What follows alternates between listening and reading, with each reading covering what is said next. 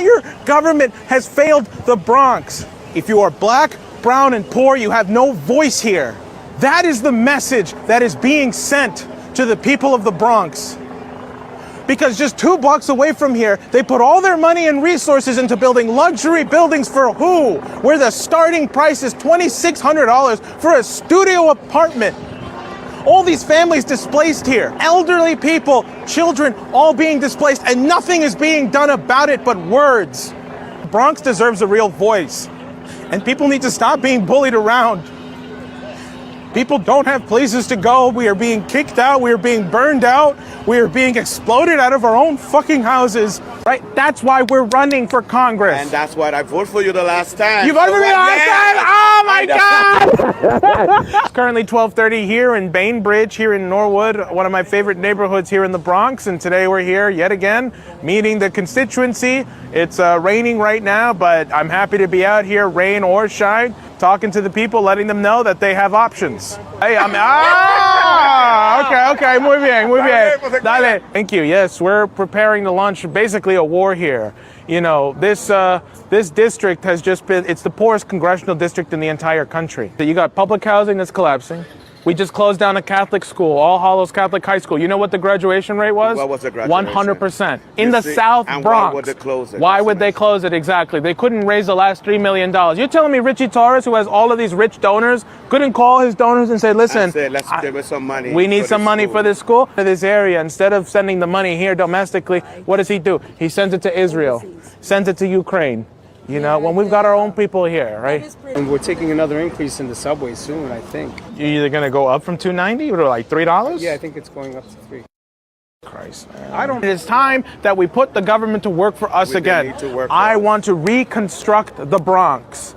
That is what we're going to do. We are going to reindustrialize the Bronx. We are going to take the young people of this area and we are going to give them a true and proper education. Exactly. Okay? We are going to fix our schools by deploying teachers like we deploy soldiers. Yeah. We are going to need to grab our best teachers, retired or not, from wherever they are in the country, and we're going to have to ship them and deploy them here in the schools here. Excellent. Because we need to save this generation of people from the Bronx. Yes. We can't allow them to kill us. That's what they're doing. The government is killing the people of the Bronx and replacing it with luxury housing so that bankers can come here, live here, and use this as their playground while they kill the people of the Bronx. And I'm tired of it, and we are going to rescue it. I'm bringing up. Well, I'm glad I got your vote for November. Yeah.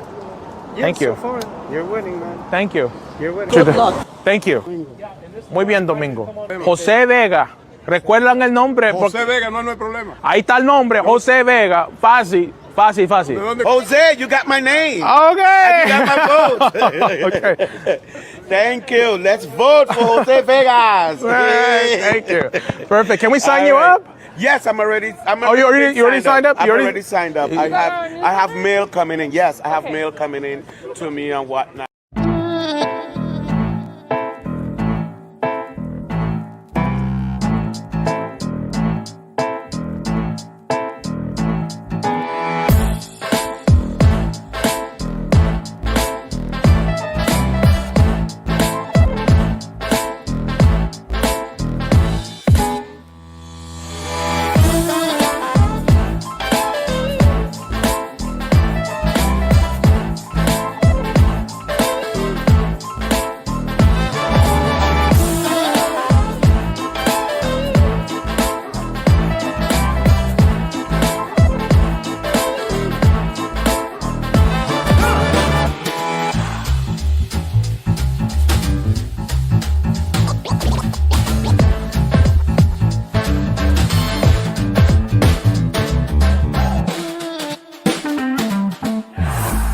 Yeah, baby, it's episode 57 of The Whiners on October 23rd, 2025. Ryan Milton is out tonight, but Morgan is with us, and our special guest tonight is Jose Vega, candidate for U.S. Congress. Good evening, Jose, and good evening, Morgan. How are you beautiful humans doing this evening? Doing well. Hi, Jose. Привет. Anybody consuming an adult beverage, or just me? I think it's just you tonight. I got a big All right. Schweppes here. All right. Well, this is the Whiners, so the audience, I'm sure, would be disappointed if I didn't reveal what I'm drinking. I agree with this review that I put in quotation marks because it's not coming from me.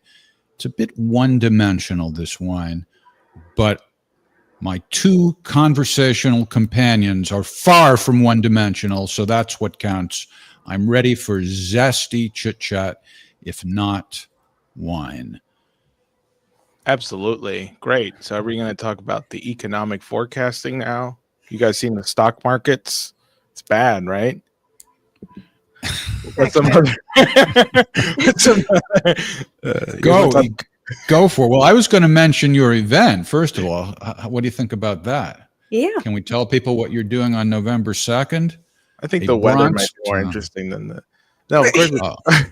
Oh, stop with the self-deprecating humor. Come on now. All right. Yes, we're having an event November 2nd here in the Bronx. I'm very proud that, well, first of all, thank you for announcing this to everybody. If you happen to be in the New York, New Jersey, Connecticut area, honestly, if you happen to be in the Eastern Coast, if you happen to be in the United States, you can make it to our event here in the Bronx, November 2nd, and that's with our friends Tony Aguilar and Josephine Gilbo. It's going to be in the South Bronx in an area, in an address where if you RSVP, you get the address. You'll figure it out. Just have to RSVP. And the title is "The Bronx is Gaza West." The whole idea is that, I've been saying this for a while, that what they've done to Gaza and just flattening it out, turning it into rubble. And now they're proposing this two Gaza solution, which is completely abysmal. And they're talking about turning Gaza into the next Riviera, is the same policy that we have seen here in the Bronx and other places around the world, where they just destroy neighborhoods and then they rebuild it with sky high rent prices, which is what we're seeing now. Luxury houses are being built up here in the Bronx while our public housing is collapsing. Our hospitals are closing down or shutting down. Our schools are shutting down. Yet you got casinos and luxury housing that's being built up right next to these places that were just shut down. So it's the same policy of destruction and benign neglect, only over there it happened at a much quicker, rapid pace, where we just saw them get strike down with missile after missile after missile. And here we just saw it over the course of 50 years of just killing people. So you were practically in tears talking about this in that campaign video we saw. I love your emotion and how authentic it is and how you're, willing to reveal yourself like that. And then in the other video, you were at the other end of the emotional spectrum, laughing uproariously, having a great time interacting with the people on the streets. Are you medicated by any chance? No, thankfully. I'm not. He feels all the emotions. It's actually been kind of tough this go around with the campaign, because we're in the streets a lot more than we were last year. And I meet people from all walks of life. And like just the other day, like Morgan and I were at a food pantry. And we met this wonderful woman named Margaret. She's like, she's a mom. She's got a boyfriend, and she's, on all kinds of assistance and stuff. And I was volunteering as a driver. I just want to interject. She's also volunteering her time.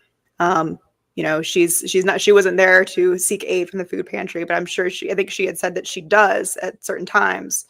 But she was there to dedicate her time. I'm sorry to interject. I just wanted to. No. That's right. That's right. She's not there to get the food. She's there to help, at the food pantry. One of the things that they needed was drivers. So they have a van there that you have to, somebody needs to drive the van. You got to get like one or two other people with you to load the van with food and bring it back. And so her and I were driving to the first place to pick up some food. And she's like, "Oh, so you're a congressional candidate?" I'm like, "Yep," and she's like, "I'm not really all that tapped into politics." She's like, "Why are you running?" So I give her the whole spiel, and I get to the point where I say, "So, your taxpayer dollars are being sent to Israel." And she's like, "Oh my God, wow, why?" And I said, "Because they get free healthcare that you don't get, and they get free healthcare." And she, I'm driving, so I can't really look, and she's like, goes quiet, and I can't see like what's going on. And I'm like, yeah, so, and then I realized I turn over, she's sniffling and she's crying and she's like, "That's really sad." And she starts telling me this story about her father and how her father couldn't retire because he didn't want to lose his health care benefits, right? And so he worked, and she believes that's the thing that killed him, working until he was old, when he could have just been retired, because he didn't qualify for any kind of health care. So he just kept working to keep those benefits. And well, it's what ended up killing him. And she said, she went for 7 years without any kind of health care, because she couldn't afford any, right? And so she was just in tears. And then I'm in tears, listening to this woman tell me how she's struggling to get health care and how she's struggling to survive. And, we have a congressman who's from here, who's from the poverty-stricken area, who's just gleefully sending money to Israel like nobody's business. And, has done nothing, absolutely nothing for the people of this district. So I didn't even know that they get it in Ukraine too. That's fucking awful. But, so, and she is just one of many people that I come across who all have similar stories. And how do you reach people like that, Jose? I mean, obviously the media landscape has been changing drastically in the last few years, so that's one thing. But the mainstream media still is what it is. I mean, and it seems to me, I'm not in New York now, but it seems to me they're paying a lot of attention to the mayoral race. I don't know how much attention they're paying to the congressional race. Can you give us an idea on how you and the other candidates actually get to the public? Well, they already have their candidate chosen out. I mean, when somebody launched an exploratory bid against Richie Torres, they got more attention than I did in the mainstream press, So they've already got somebody picked out to replace Richie Torres in the case that he can't swing it, or if he runs for lieutenant governor, which is what the rumor mill is swirling about right now, that he may actually drop his bid for a re-election race and run for lieutenant governor. So that's just what I've heard. But first of all, the way we meet people like that, like Margaret and other people who tell me similar stories, is social media. We have social media and people just see what we're doing. But the thing that's been most effective is that we aren't an establishment campaign. We don't do things by the books. We don't have flashy campaign videos. It's just very much like, here's who I am. I'm in the streets and I'm talking to you. Right. And I honestly kind of prefer that. Not that I would never do a flashy campaign video, but I prefer that. And I think I trust anybody who does that first before anything else, because it's authentic and it's real. It's who needs flashy? You need effective. Mondami is good at these man in the street videos too. I don't know if you would call that flashy, but you know how to edit very well. I think this is a tremendous asset you have that makes you competitive. Oh, absolutely. I think but we have to constantly innovate. Kind of going back a little bit. I just remembered, there's a woman whose NYCHA housing is falling apart. She texted me yesterday, and I forgot to respond to her. Because she's with this ongoing thing where her public housing is literally falling apart, and nobody's helping her because the NYCHA building, the people that own it, are now selling it to a private company, so they don't give a shit anymore to fix it. And she's just in this situation where she's got a daughter. She's a single mother. She's working tirelessly day in and day out. She gets 1 day off a week. And sometimes those days off have to be used to wait for the maintenance people to come and fix this stuff. Or sometimes they have to come at times when she's at work, so she has to call off a whole day for them to come. You got all these problems going on in New York City, and I'm just thinking to myself, God, the system has really failed people. It's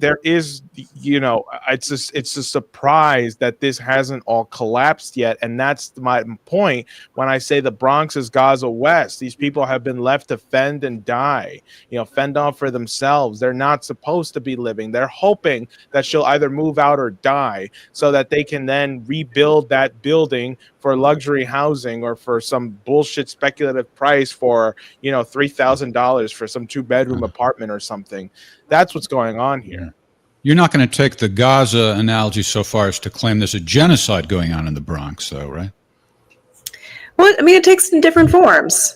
I think that's kind of the thing that Jose is combating, is that that view of the genocide we have, where it is this very violent form that you see in Gaza, and there's different forms that it takes where it's just as debilitating to the population, where it should be, allowing your civilians to thrive. And I think that is what he touches upon. We were just talking about a interaction that he had with a person who actually took great offense to someone, or to Jose, comparing Gaza to the Bronx. And, could you talk about that, Jose?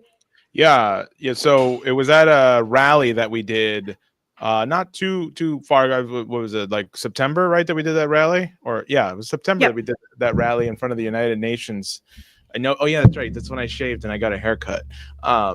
And that's how he marks his time. It was wait, whatever these markers help us remember time. A milestone in Jose's life.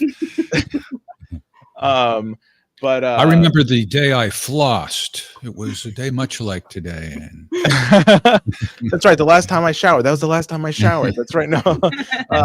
So it was a younger woman. I think she was my age, maybe slightly older, slightly younger. So maybe like mid to late 20s. And she said, hey, listen, like, I liked what you had to say, but I don't think I would go so far as to compare the Bronx and Gaza together. I just think the level of destruction is completely different. And as she's telling me this and trying to tell me about what I should, how I should, change my message. And I'm listening to her. I'm not coming at this from a vindictive angle. Like, I'm always listening to people. If they think that what I'm saying is wrong, I'll listen. But as she's telling me this, an older lady comes up to me and she's like, hi, I'm so sorry. I don't mean to butt in. It's just, I really thought your analogy of the Bronx and Gaza was perfect. I was a social worker for X number of years in the Bronx, and like the way you drew what's happening in Gaza to what's happening in the Bronx, I just thought that was perfect. And, and then I said, wait a minute. I want you to explain why that was perfect to her. To both of us, right? Because what was it that you thought was so compelling? I don't want it to just be like, oh, I agree with you. Obviously, so I said, no, I want you to tell me why. And so she explained basically what I was saying, about the same policy of destruction and stuff. And then I asked the younger lady, I was like, have you ever been to the Bronx? Do you go to the Bronx? She's like, honestly, not really. I don't think I've ever been to the Bronx. So it's like, you kind of understand. You don't understand actually until you, first of all, once you've been in there. And it's one thing to just drive through the Bronx, which is what we did with Tony Aguilar. We drove through the Bronx and I was just explaining to him what was happening. And he drew the connection where he said, see, when I said what they're doing over there, they're going to do here. This is what I meant. I didn't mean it was going to come in missiles and tanks and jets. I meant it's going to come in this, hospitals closing, schools closing, housing collapsing. And he was and this was before that. So you saw that video of me crying or almost crying in that video. That was another public housing that fell. But I had told them about one that had already happened before this one. I said a public house or a housing project fell. A facade of it fell. He's like, it just fell? And like nobody knew this was happening. So, it was, if he's able to make that comparison, obviously it's there. And just for a little history. Yeah, well, the thing is, you don't have to always be literal about it. So there's nothing wrong with saying something that could be characterized as an exaggeration. Also, it gets attention, gets people talking about it. Okay, you want to quibble over semantics, be literal. I was sort of doing that just to bring it up. It's good to be provocative and get people talking about it. Oh yeah, well, but see, here's the thing. 1971, New York City planner Roger Starr develops a plan for New York City called Plan Shrinkage. Okay. And Plan Shrinkage, the idea is this: there's too many people in New York City. I swear to God, this is a real policy platform. There's too many people in New York City. So what are we going to do? We're going to cull the population. Oh, wait a minute. We can't just cull the population. Can't just kill people. Well, wait a minute. All the black and brown people are already killing themselves because of all these fires in the Bronx. Let's just let them burn out. So what he did was he closed several fire stations, like 2/3 of the fire stations in the Bronx. He closed 2/3 of the EMTs. He closed 2/3 of social services. He closed 2/3 of police that would be patrolling the Bronx. He just said, let the Bronx burn. That was his plan. And he wasn't just the Bronx, of course. It was Harlem. It was Brownsville, Brooklyn. It was parts of Queens. Manhattan was barely touched other than Harlem, of course. And, this was there's credible accusations that even in Pacific Palisades and Malibu, California, where of course everybody's very wealthy, that there's a similar land grab going on. Yes. And so even rich people can be victimized by this terrible disaster economy strategy. Yeah, I would say that they're probably upper middle class or maybe brushing upon upper class, but you have the people who are really the upper class that are salivating for that land and develop Yeah. that land. Right. Well, Jose, the last time you were with us was late June, and it was right after Zoran Mandani emerged as somebody who seemed like, well, geez, this might be a sea change. I thought You're not I going to didn't quote really. what I said in June about Mamdani, are you? Well, more than quote. Let's take a look at what you said then. But I don't know. You see, I was going to ask you if you've changed your mind, but you're acting all sheepish about it, so I guess you are. But listen, in your defense, I'll say this was just your first impression. This is pre-haircut. Yeah. I was a different man. I was a Yeah. different man. But go on. All right. Let's take a look at what you said then. His image is a little too clean for me to trust it. I mean, it's almost like another. You mean too Obama. good to be true, kind of a thing? Well, yeah, but also, I mean, his mom's a famous movie director, and his dad's an academic, and he was in like a Disney movie. But beyond that, it just seems almost too clean, too perfect. And you're not saying it's like Zelensky, a made-for-TV president, or that is what I'm thinking. That's what I'm theorizing. That's my hypothesis. I mean, it's just like this guy is way too good, or at least comes off way too good. Are you laughing at your hypothesis now? I don't know how to interpret these theatrics. Tell me.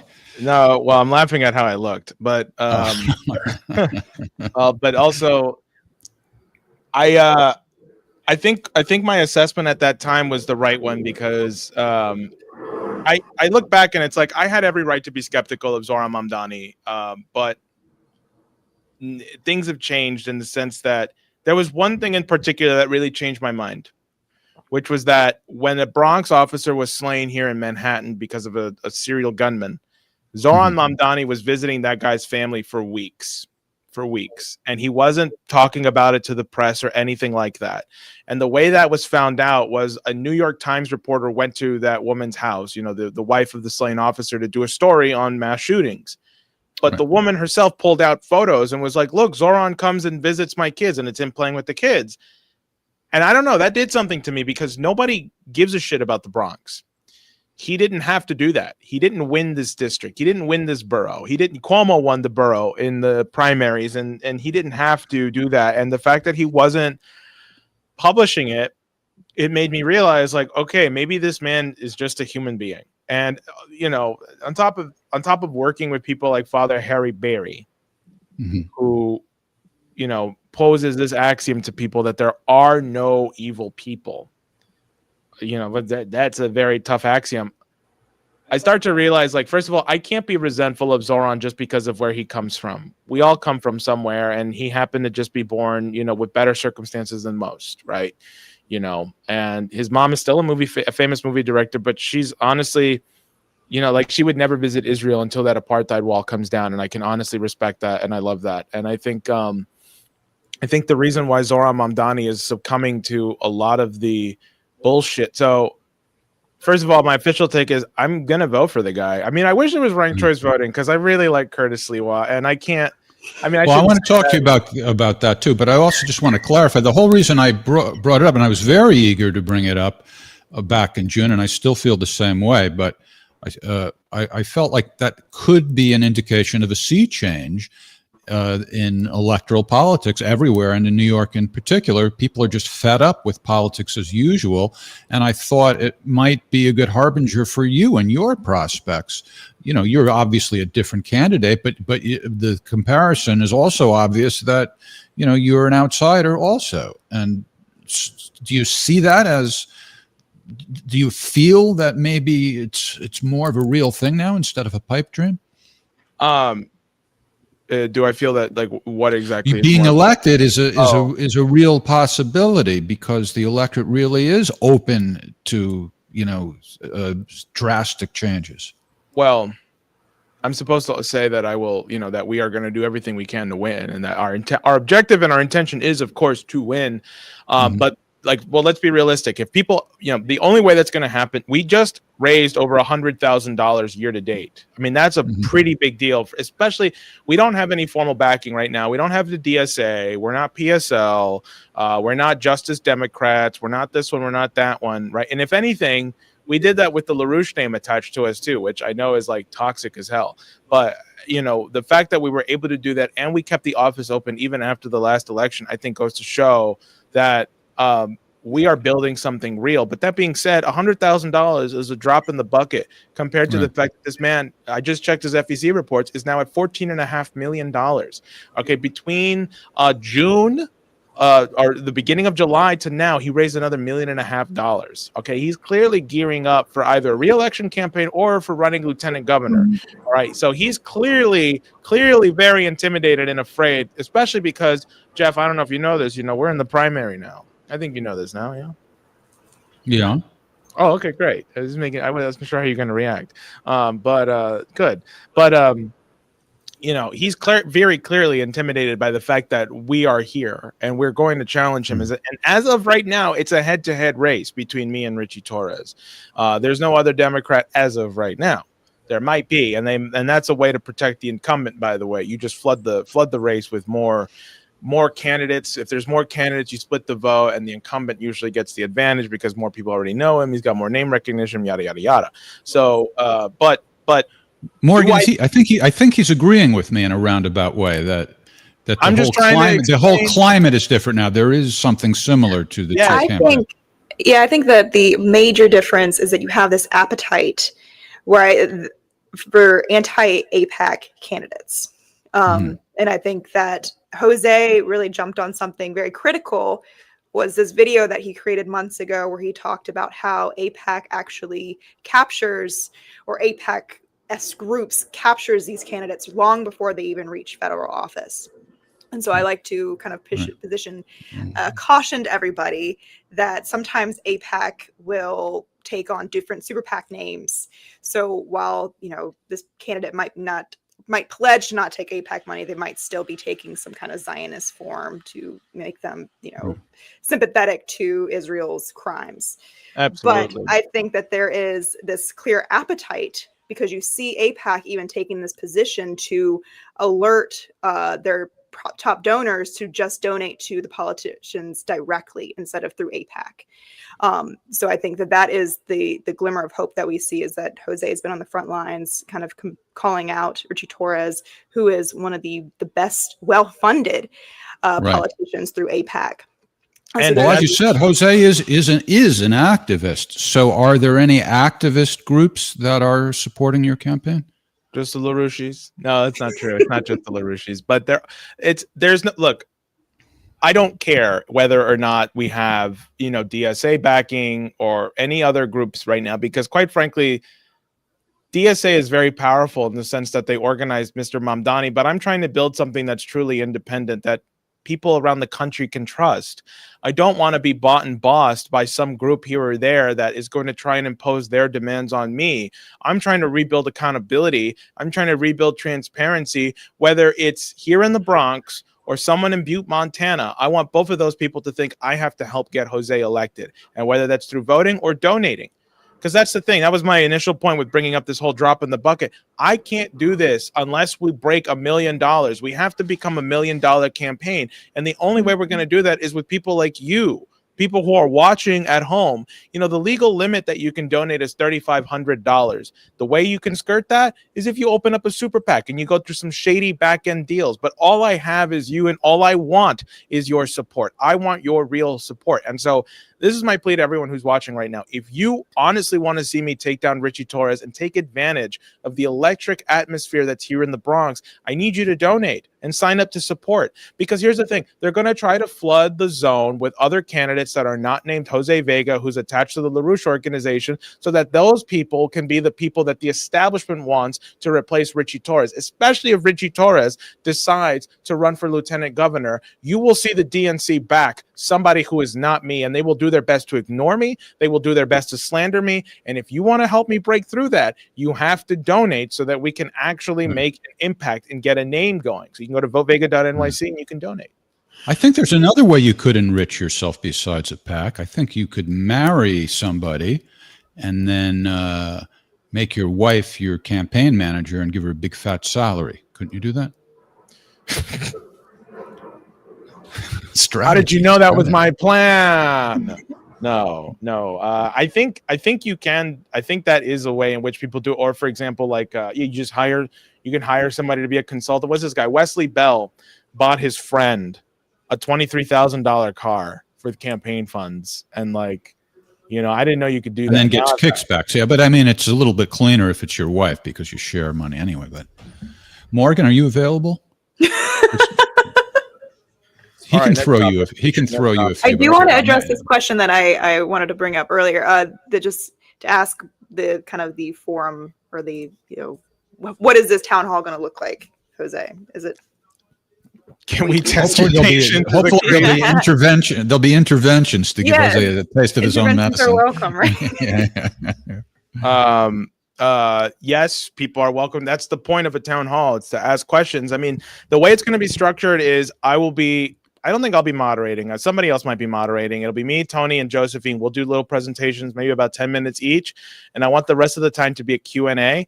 But my presentation will be focused on a solution orientation. Like, we all chant in the streets. We go out in the streets. We protest. We do this. We do that.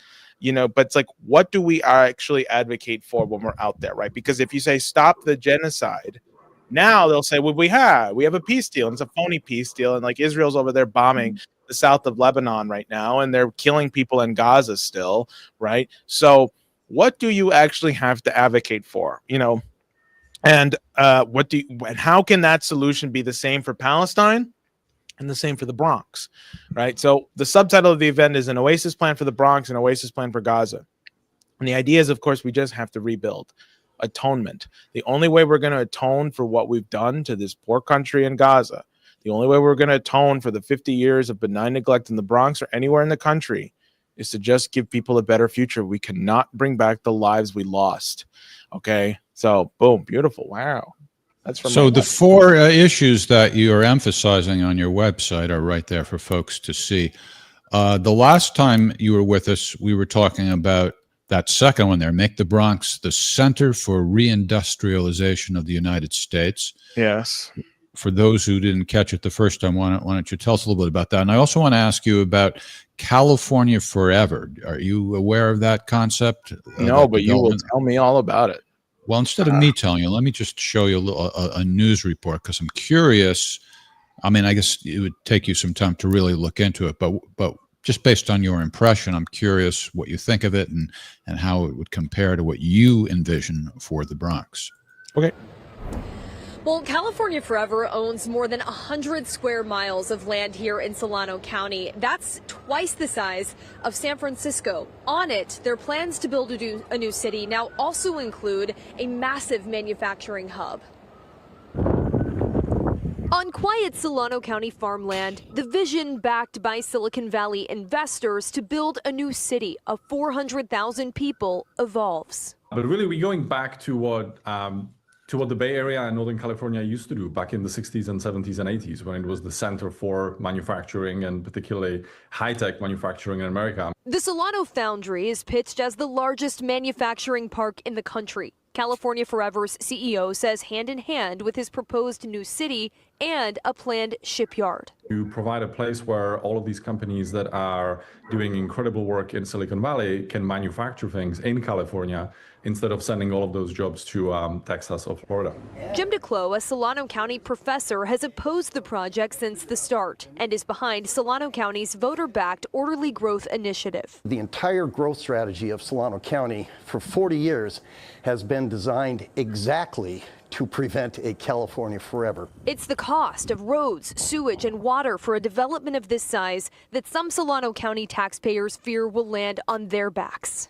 The taxpayers will pay for that one way or another, either directly or in a reduction of services. But Sramick says his new city will be entirely self-funded and sustainable. So it's fair to say that's never going to be a taxpayer burden? Absolutely, absolutely. He's promising. So, I mean, I think the the parallel is, you envision training people so that there can be industry in the area, but I guess you don't have like a shitload of property like they do out there. So that's one big difference. But what else? What's your take on that? Wait, but that's a private company that's doing that? Yeah. It's a bunch of Silicon Valley dudes who. Then it won't work, because here's the thing: like, private companies they need an ROI. They need a return on investment, and and they're not interested in long-term growth. They're not doing it for the interest of the betterment of society. They're not interested in building a town. The problem is that they're just not going to make enough short-term profits to keep it sustainable, and at some point it's going to fail within the first 2 to 3 years because it's a private incentive, right? There's no profit gain to be made for the first long time, right? As opposed to, I thought it's a great idea if the government is doing it, because if the government is, it's like, why would we put Silicon Valley in charge of building new cities when that's the government's job to do? Because the government is not supposed to be making a profit. The government is just supposed to be making society livable again. I mean, this is why the reason you have new cities, the reason why you have cities to begin with, is because of a Hamiltonian American system economics approach, which is that you don't measure an economy based off of a profit.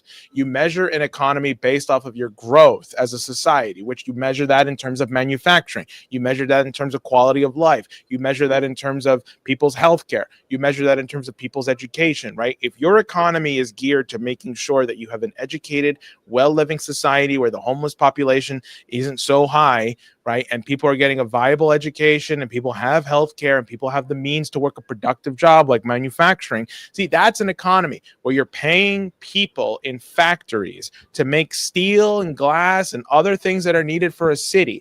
That's profit, right? Because if you have to take out $50 billion to build a new city, well, just throw it to, a city that's going to, house 1 million people, right? Okay, where does that money go? How does that money is used? You use it by building up the factories that need to be built up so that you can have steel plants again, glass plants again, to train up the people that can actually build these cities, like surveyors and architects and other people like that. And you use that money to pay them so that they can make sure that they can go to work, and you upkeep these facilities so that they can go and actually build the city. That's an economy, because that's something that's growing and producing, and that's what government is supposed to do. Whereas a private company is not going to do any of that unless they're talking about getting some kind of public funding, which worse, right? Because then, like, every single time you've had a public-private partnership project on infrastructure, it always fails. Like, cities sell their bridges and, like, okay, you can collect the tolls, and then the tolls go way up, or the parking meters go way up, and then they start inflicting all kinds of stuff. So I do not trust a private company to build a city. I don't trust Elon Musk doing Starbase. That's just like a wealthy person. Well, I don't think they're claiming to be charitable. I mean, if the government's not doing it, maybe it's better than nothing. Maybe. I would also add that it's unreliable. Through like historical evidence, you have towns that are already implemented through that are driven by a corporation, Hershey, Pennsylvania. There's towns in North Carolina. That's where Pepsi comes from. Vicks Vapor Rub. It was like the industrial or the textile mecca was North Carolina at one point, and it's all gone away with NAFTA. It's exported, and so a lot of these buildings are vacant. Where I'm from, where High Point is, it's a highly it's high crime rate, and it's known as where heroin is funneled, and that's because there is just this gaping hole of where used to be this thriving industry where people actually had this prospect of going into these manufacturing jobs and making a living off of a single income family. So I think that's the also addition, is that it's not reliable when you leave it up to a corporation's goodwill to create your or another instance was French Lick, Indiana, which back in the 80s, they were creating a thing called Pluto water, which was sulfur water, which was used as a laxative. And the entire town was built upon it. And now it's just purely tourism, which, that's only profitable a few times, or a season out of the year. So I think that's kind of the addition is what you see the residuals Right. of when you leave it up to a corporation Right. to create an industry. I mean, All right, well, Jose, so give us a summary of your concept and what do you envision for the Bronx? well, let me just explain one more thing, and then I'll give you a summary of my concept. Well, look, New York City is a great example of what's happening when corporations take over a city that used to be productive. So here in the Bronx, we used to have steel manufacturing plants, like the Grand Iron Works factory. That was the last steel plant in the Hunts Point area. The reason you have high rents in New York City, and is because the demand for jobs here is all high paying jobs. So like you have startups, you have the tech bubble jobs that are here in New York City. They're all like 6-figure plus jobs. Those are the only jobs that are basically available right now at high quality costs, or high that are quote unquote high quality, high paying jobs. Is stuff like that, and lawyers, of course, accountants that get paid the big bucks to do stuff. Those are the kind of jobs that are big here, that the market is here. And there's no medium job. So it's either that, or you're a service gig worker. You're an Uber Eats driver, or an Uber Eats delivery worker, or you're working as a cleaner somewhere, right? You're working a minimum wage job, and you have to roommate with 2-3 other people in like a studio, or at best a 1-bedroom apartment, right? In order to So make there's a no living. middle class. There's no middle class, and all the apartments are like, well, wait a minute. If people are moving here and they're getting 6-figure jobs, I'm just going to charge $3,000 a month for a 2-3 bedroom apartment because I can. And fuck the middle class, fuck the lower class. They'll just die. They will just die off. So that's the problem. That's why New York City is currently being taken over by the corporations. And what my plan is we have to reindustrialize the Bronx. We have to reindustrialize New York City. We have to reindustrialize the entire country, and we have to bring back skilled jobs. We have to bring back jobs that are actually for the middle class, right? Stuff that's not bloated, that's not, obscene amounts of googobs of money, but stuff that makes sense to pay a laborer. You don't have a lot of skilled labor anymore. So you need somebody working a steel plant. You need somebody who's a welder. You need these jobs. But the reason you don't have those jobs is because we aren't producing and manufacturing anymore. The last time we built the city was Reno, Nevada, I think, or some casino town. That was the last town we built, or I think it was Vegas. Vegas was the last town we built. Right? We aren't building new cities, so you don't have a need for steel plants. You don't have a need for glass manufacturing. You don't have a need for any of this stuff. So those jobs just die and disappear and go away. That's the problem. We just need to bring that back, and you can build new cities which will have these kinds of jobs, and then you can orient your economy around this kind of stuff. In a nutshell, is my economy. Right. Well, so if you're elected to the United States Congress, you're going to need the support of your colleagues in Congress. So is this a plan that you see being replicated throughout the country, as opposed to just the Bronx? Absolutely. It's a nationwide plan that will begin here in the Bronx, because I'm the Congress. I'll be the congressman of this area, hopefully, if you donate at votevega.nyc. But I will be the congressman of this area. And we're going to do a pilot program here where we're going to bring back those kinds of jobs to the Bronx by starting the Space Civilian Construction Corps, where we're going to have camps of young men and women from the Bronx and anywhere in New York City and anywhere in the country, quite frankly. But the Bronx gets first priority, and they're going to get on the job site training. They're going to be the welders, the engineers, the mechanics, the city builders. They're going to become city builders, and they're going to get an education, and they will go and they will rebuild the Bronx. They will build up new factories that we need, because when we have to start building cities, we're going to need the steel plants back. China builds 3 times more steel than we do. We're going to need to start rebuilding the steel. We're going to need to start building up the glass again. We're going to have to build those factories. We're going to have to employ those factories. We're going to have to maintain those factories, and they're going to be the ones to do it. And that is how we're going to rebuild the country, because we're going to rebuild all of these plants across the country. It won't just be in the Bronx. That's how we're going to reindustrialize. That's how we're going to bring back Patterson, New Jersey from its brink of destruction. That's how we're going to bring back Danville, Virginia, Detroit. Well, it's also a local issue. I mean, this sounds like a Zoran Mandami idea. I mean, not to give him credit for it, but it sounds like the sort of thing he would embrace. Has he commented on? Has he commented on your idea or anything like it? He's for nuclear power for New York City. He said that in a debate, actually, I think last night. The moderator is like, do you think it's time to bring nuclear power? Or would you be open to bringing nuclear power? He's like, yeah, I think that's a discussion to have. And then Cuomo was like, you really think nuclear power for New York? Are you saying yes? And Mamdani says, yeah. And Cuomo was like, oh, okay. He was like, yeah, I think nuclear power is a great thing. Nuclear power is a great example of what I'm talking about with industry, because if you build a nuclear power plant, like Indian Point in Buchanan, New York, that was supplying 25% of the energy of the city, was shut down recently, and over 500 people lost their jobs, and the whole economic output of that town just dropped because there's one nuclear power plant that closed down because of, quote unquote, because of RFK Jr. Okay, let me just say something right here. Because of RFK Jr., who I disagree with on this policy, and I'm just. Well, you're an issues guy. You're not a personality disparager. You're an issues guy. I'm trying to. Father Barry said there are no evil people. So go ahead, Morgan. I'm sorry. And you attack the policy, not the person. Yeah, that's right. Tough on policy, soft on the person. You know, even though if you're going around saying dumb things like, oh, you know, nuclear power is just an expensive way to boil water, which is very scientifically illiterate, I call that out of love and not out of hate. Yeah. So. Well, RFK is weak on certain things, that's for sure. Yeah, well, yeah. Yes, he is. Like free speech. Mm-hmm. That's a big thing to be weak on.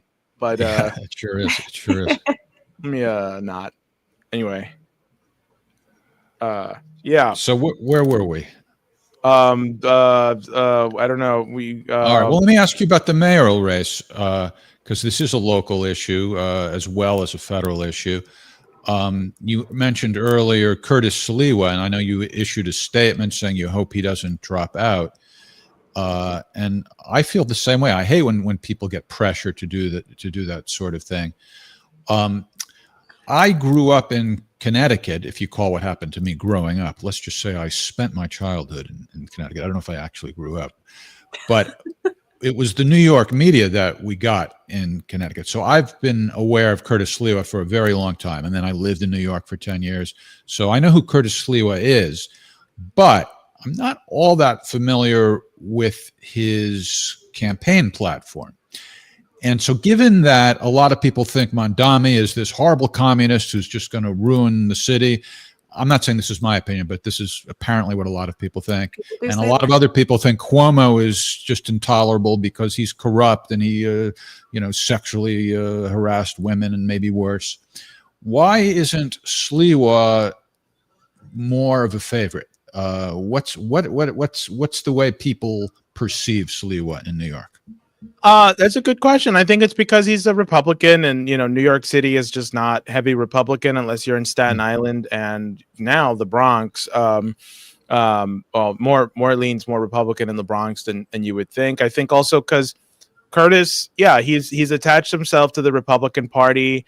I think he's a little late to the social media game. He just didn't play it as well as Zoran did, and Zoran got on the wave of social media. But what we saw with the debate last night was Curtis Sliwa just completely dominated the debate. He was the most authentic candidate on there. He came out strong, and he honestly resonated more with the message that he's the candidate. If you hate billionaires, he's the candidate to go with. And I thought, God damn, this guy is strong. Yeah. Well, he's had his radio show on WABC for a while, which I think he just quit. But the point is, that's like old media. So I think you might have just made a very good point that he hasn't really embraced new media so much, because you're only going to get so far talking to WABC listeners. It's a big radio station, but it's for older people.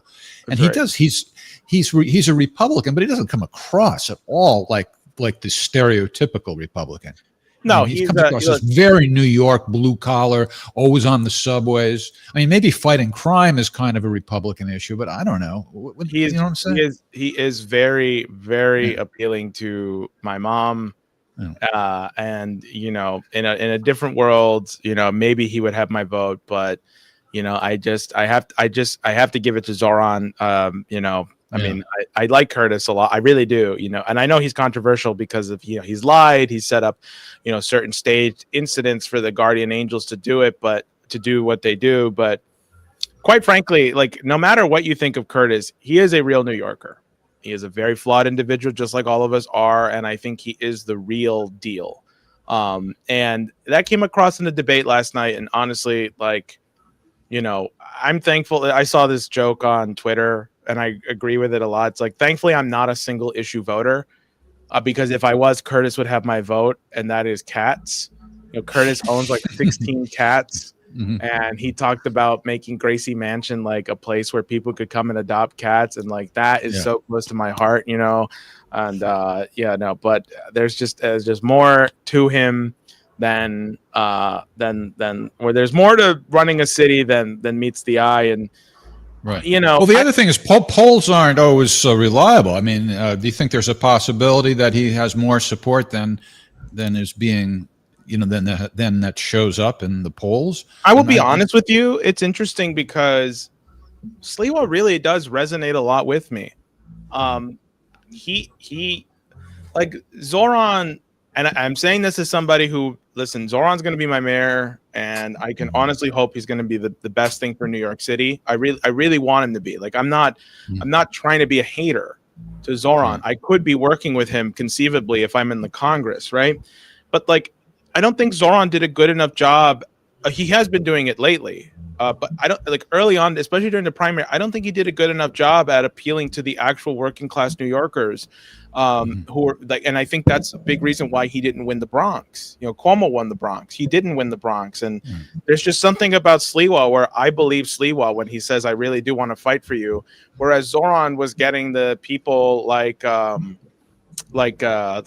know, the yuppies, you know, and the transplants of New York, you know. And I thought, like, I don't fit in with those people. I'm not a yuppie, I'm not a transplant. And I felt like Zoran's base was a lot of that. Right. But you know, well, what about my question though? Do you think he might have more support than what has been showing up in the poll?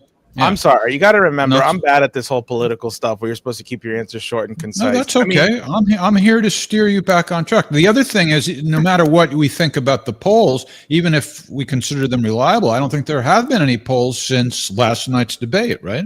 I mean, no, not since last night's debate. I mean, there was one before, but Patriot polling, which was like, okay, you know, that clearly was very one-sided. But I do think Curtis has more of a support than the billionaires would want you to think. And I think he will beat Cuomo. I mean, you know, I don't know. I think he'll get more votes than Cuomo. You know, but you know what? This is coming from somebody who could care less about the analytical armchair political. Look, man, I'm not really all that interested in like armchair political talk either. Like, I just want to be in the streets. I want to talk to the people directly. And Morgan, you've been here. You're here in New York now. You know, what do you think? I don't know if we've talked about Mamdani with people and stuff, but what do you think? I mean, I do see that there, especially in the Bronx, that there is this leaning towards Republican. We spoke to one man who owns a dumpling shop, and he says like he'd seen Democrats rule the Bronx his entire life, and nothing changes. And so he hit this you know, turn right, and that's where he's staying. So he finds himself more leaning towards a Republican vote. Not necessarily that he subscribes to everything on the list, but just because what's on the other side has disgusted him because there has been no change. And I think you see that more and more of, like Jose was saying, you have Cuomo took the Bronx. Even though Cuomo has this rap sheet of not really being a good leader, but they just don't trust, like, I guess they kind of felt the same way that Jose felt, that this Mamdani craze really seemed really kind of, I don't know how you put it. What someone asked in the chat about what transplant means. I don't know what that means to New Yorkers, but but it just seems very like the popular kids are all pushing this. And a transplant is somebody who came from, and this is no offense to Ashley, but anyone who came from Dallas. If you came from Dallas, if you came from Florida, if you came from California, and you're renting out a very expensive apartment that probably used to belong to a working class person. If you are not from here and you moved here with a 6-figure job, you are a yuppie transplant. Okay. Right. The other word for that is carpetbagger. Call somebody out. Right? You guys know that word, carpetbagger? Yeah. Yeah. So I don't know what the origin of it is, but I think it means the same thing. And Pamela said that she has a nice picture of me, Tony, and Lynn. So we'll have to get that from her. Right. There you go. Oh, I know how to find that. Pamela Drew, by the way, amazing person, amazing photographer. Now, see, if she was running for mayor, she would have my vote. whatever she runs for, honest, I might even write her name. I'm genuinely speaking. I think she is an amazing woman, and people should definitely check out her Flickr photos. So. All right. Well, you mentioned you don't care that much about armchair politics. You guys. I'll do it though. I'll do it though. Don't get me wrong. Like I love gossip. I don't like it. I love it. No. Well, you said you prefer to be in the streets. I do prefer to be in the So, streets. what's your take on the No Kings rallies? Bullshit. Sorry. I mean, like Hillary Clinton and Condoleezza Rice and Bill Kristol. I mean, just like the worst of the worst neocons. And the fact that you cannot have a legitimate protest against the people that are making your government awful if you're going to let Cory Booker speak. All right. If you're going to let these senators speak, like, let's just be straightforward here, right? You know, oligarchy, corruption is not just exclusive to the Republican Party, and people need to stop pretending like it is. Cory Booker is very much a part of the problem that Donald Trump is, okay? I'm tired of people picking favorites and choosing sides here. If you are going to a rally where Hillary Clinton, okay, the fucking reaper of the Middle East, all right, is being allowed to speak, and she is like boasting about the fact that she can speak here, or Bill Kristol, who is a neocon, okay, Right. who deserves to rot in purgatory, not hell, because again, we're trying to be loving here. Trying is the operative word.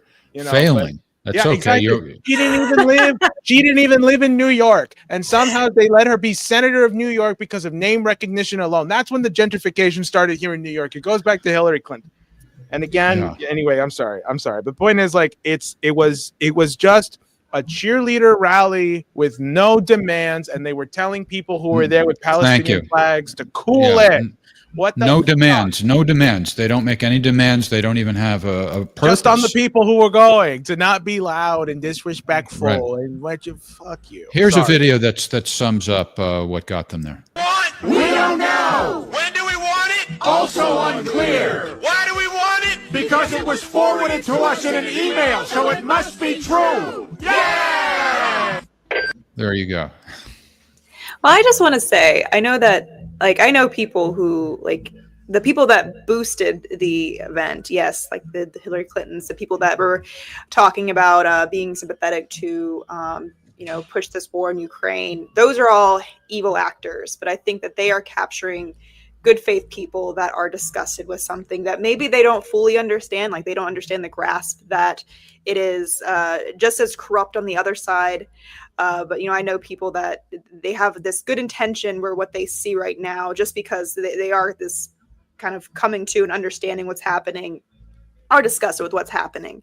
Another important aspect was the generational divide in these protests that I saw some videos on, where you have a lot of the younger generation that would come in the forms of, I know that there was a contingent of Veterans for Peace, About Face, that was allowed to go and represent their anti-war stance. Not as much pushed or propped up as the pro-war stance, but nonetheless, they showed up and they had a voice there. You have this younger generation that was more sympathetic and tuned in to what was happening in Gaza and Palestine, and had the how that injustice also extends to the Democrats and their complicity. And then you have this older generation that is almost has this palpable sense of been there, done that. They have achieved this civil rights era movement. They broke through the Vietnam War with these protests, and a lot of these kids just need to sit back and watch how we do it, even though they don't understand how they're kind of being manipulated into pushing this corporate colonial agenda to keep the status quo going. So that's kind of so. Are you trying to say it had a redeeming quality? Is that your point here? That when you get mass people together to speak on ideas, that we are all agreements that there is this oligarchy that is pushing our politics, so when you bring that mass of people together and they could have this free flowing of ideas, like, there's a lot of contention. Some people I saw some videos where some people started doing pro-Palestinian chants, and you had people confronting them, and you had this back and forth dialogue. I think that's good. You know, I think when you have these people put in their corners and in their echo chambers, that is when we don't have any kind of movement. Well, I don't think people should be isolated in echo chambers, but I don't know. It's there's no message. There's no message. There's no goal. I know where Morgan's coming from, and let me soften what I was saying earlier. Let me just if you are somebody who went to the No Kings protest, I understand why you went, and the event itself is bullshit. You are not bullshit. You have every right to be angry. You have every right to be upset with the current administration because your life is hell right now because nothing is being done. You are drone striking ships off of Venezuelan coasts and drugs, and we're splitting Gaza into two. You have every right to be upset with the establishment, with the government right now, and I hold nothing against you personally, and honestly, I do understand why you went, and all I'm saying is our campaign is a way of actually addressing that. Use that energy and push it into my campaign here in the Bronx, and I promise you it will do so much more than just chanting in the street at a Hillary Clinton sanctioned rally. Oh, I love the way you channeled that back into something productive and that will help your campaign. Have you seen this one? The mass blackout. This is, remember the last economic boycott that was totally useless. Now they want to have another one. November. Oh, interesting. Is this like a general strike? But like, what are they? Yeah. But what do they? What do they? What do you think they have a message? Or is this a different? Well, it's the similar. I mean, no, they're not using that phrase "no kings," but it's similar. Like we just hate everything that's going on, and we're just going to bitch about everything. But if you don't, it won't work. Look at don't buy anything for a week. The last time I think it was don't buy anything for a day. So I don't know why they thought that they would accomplish anything by making people buy from Amazon on a Saturday what they were going to buy on a Friday. And you can't even gauge the success, right? I mean, again, no demand, no way to gauge whether it was a success or not. So now they're going to do it for a week, no work. If you have a job, what kind of job do you have where you can just take a whole week off because you're dissatisfied? I wish we had the discipline like the people of Spain had when they shut down the entire country when the flotilla was getting attacked. And we don't have any kind of concentration, no care for any like single issue that propels us. I mean, that's what I mean. Yeah. That one, they did that over one issue. We are like that. I want there to be this mass movement. Almost, I think what were you kidding to the last economic boycott was Occupy Wall Street? Is that what you're kind of saying? No. It was a few months ago. They were saying like don't buy anything from Amazon or from Target or whatever on such and such a date. I think it was like in February. Well, I think so you don't. That's how much of a failure it is. You don't even remember it. Yeah, I didn't know about it. That's probably another thing is that I'm not tuned into. But you're an activist and you're plugged in. You didn't even know. I'm not criticizing you. I'm criticizing them for doing something so useless. Well, I think like if we just chose like, okay, our politicians are all trading and buying stock, and we want to cut that out, and so we were doing this boycott to show you how much our money. I just wish there was this discipline and attention that even Italy was doing that same thing. They were shutting it down and going to the streets, and you had them being interviewed where people were being blocked from going to work, and they said, well, it's good for a good cause. I'm proud of the people that are doing this. Like, we don't have that. Like, we've seen some of these blockades where they interview the people, and these people are just disgusting and foul and cursing at their fellow Americans for being passionate about a cause. That's my critique, is I wish that we were more. Well, but let's give them credit. At least they dance sometimes. All right, we'll see. Like, look, maybe that's why. Okay. See, that you can't show me that kind of stuff after I just gave this whole thing about I understand why you're at this thing, and then you show me that, and it's like you have every right to dance, but maybe it would be better if you were handing out my cards instead. Or at least they can show up on November 2nd to your event. Is it November 2nd? That's right. And if you can't make the event, help us make it happen. You know, events like these, they are a setback economically. You know, they cost funds to put on, and I need your help in order to make sure we can put it on. If you were to donate $3,500, you would pay for the event, basically. I'm just putting it out there like that, and that is the legal limit that you can donate, $3,500, and you can't donate any more to my campaign until after June. And I would ask if you can help us with that, but every single dollar helps, because this isn't just about this event.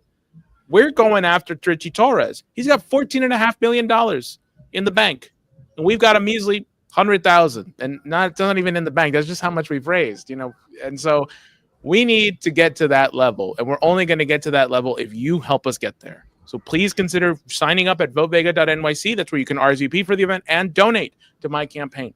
Well, maybe we should make people aware, in case they don't already know, about Anthony Aguilar and Josephine Guilbeault. Is it Guilbeault or Guilbeault? Guilbeault, yes. And I see something in the chat that I'm kind of objecting to, is this Greta hate. I get that we can disagree with her on this whole her climate initiative and activism there, but to call this young woman a stupid brat, or that she ruined the reputation of the flotilla, is absolutely heinous. She's a 23-year-old brave woman who got on a boat and faced one of the most armies that have done the most heinous war crimes in front of the entire world to see, and with little impunity, and they're eagerly happy about it.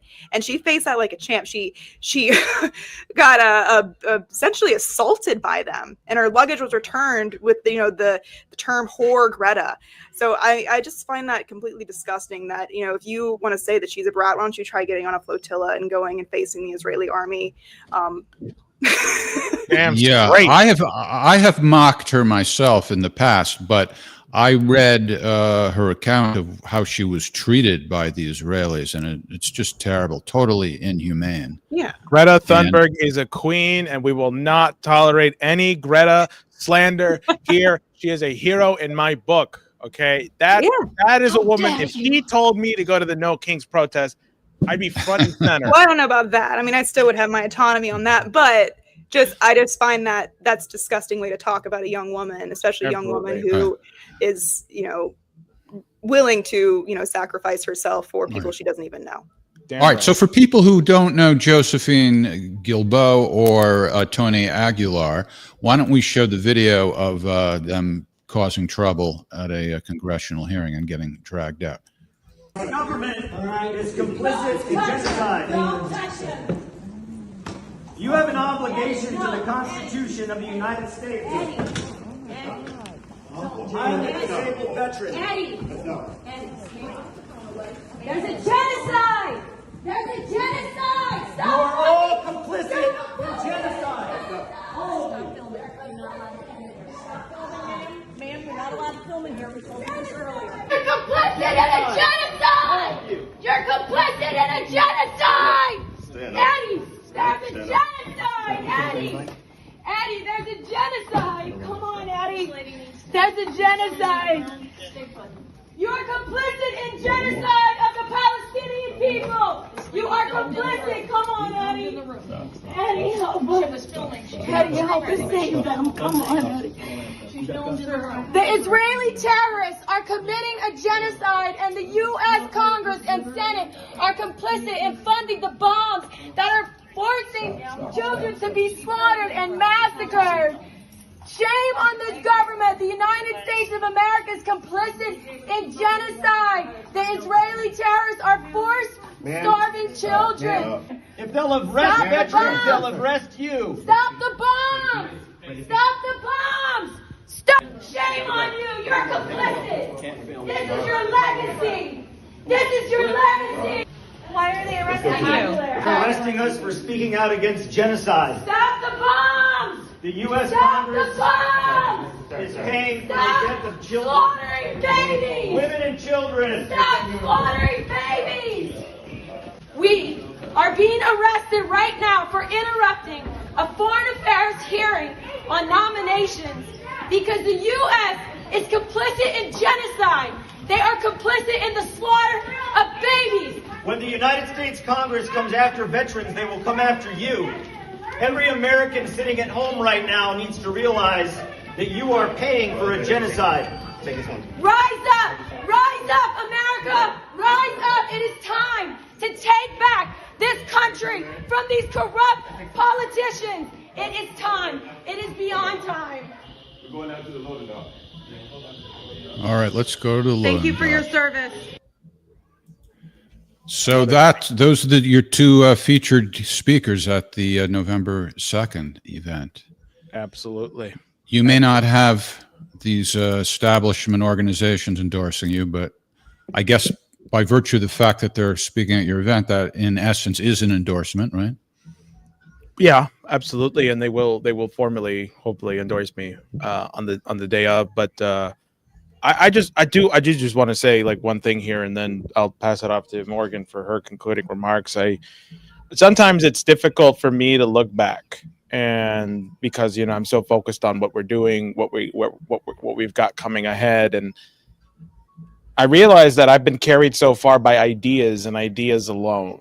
I was born in poverty, and I will probably die in poverty. And yet the platform that I've been able to get and the people who contribute and donate and support, has all been because of ideas alone. And the amount of people that have come to my side to help me with what I've done and what we are doing in our mission to preserve a real United States, one that is free from imperialism and free from oligarchy, has only been possible because of all of you and because of a commitment to ideas. And so I just hope that anybody who's watching this can understand, no matter what your circumstances are, if you have ideas and you believe in the truth and the pursuit of truth, it can carry you very far, because I shouldn't be here.